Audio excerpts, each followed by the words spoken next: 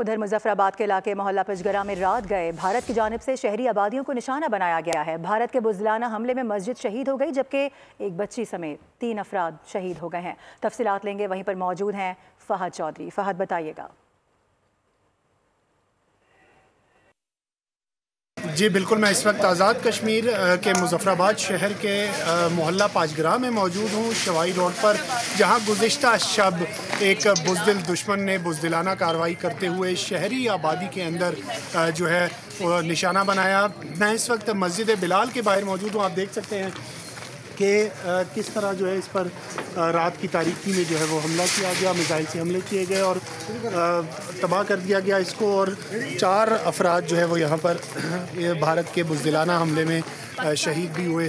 آپ دیکھ سکتے ہیں کہ شہری علاقہ ہے اور گنجان آباد علاقہ ہے جس کو نشانہ بنایا گیا رات کی تاریکی میں۔ انتہائی بزدلانہ کارروائی جو ہے وہ بھارت کی جانب سے کی گئی۔ ایک بچی، معصوم بچی بھی اس واقعے میں جو ہے وہ شہید ہو گئی ہے۔ اس تباہ حال مسجد کے اندر جو ہے وہ ابھی بھی بھارتی جو میزائل ہیں ان کے ٹکڑے اور ڈیبریز موجود ہیں، اور خوف و ہراس پھیلا ہوا ہے اس علاقے میں بھارتی بزدلانہ کارروائی کی وجہ سے، لیکن لوگ پھر بھی پرعزم ہیں، پاک فوج کے ساتھ، مسلح افواج کے ساتھ مکمل طور پر اظہار یکجہتی کر رہے ہیں۔ اور اس وقت جو ہے یہاں پر صورتحال یہ ہے کہ ملبے کو صاف کرنے کا کام کیا جا رہا ہے۔ اس کے علاوہ یہاں بجلی کی تاریں جو ہے وہ بھی ہٹ ہو گئی تھیں، ان کو بھی ٹھیک کیا جا رہا ہے، مرمت کی جا رہی ہے ان کی، اور اعلیٰ حکام جو ہے وہ یہاں پر اس وقت موجود ہیں، سیکیورٹی حکام موجود ہیں، مکمل طور پر جو ہے وہ صورتحال پر ہر طرح سے نظر رکھے ہوئے ہیں۔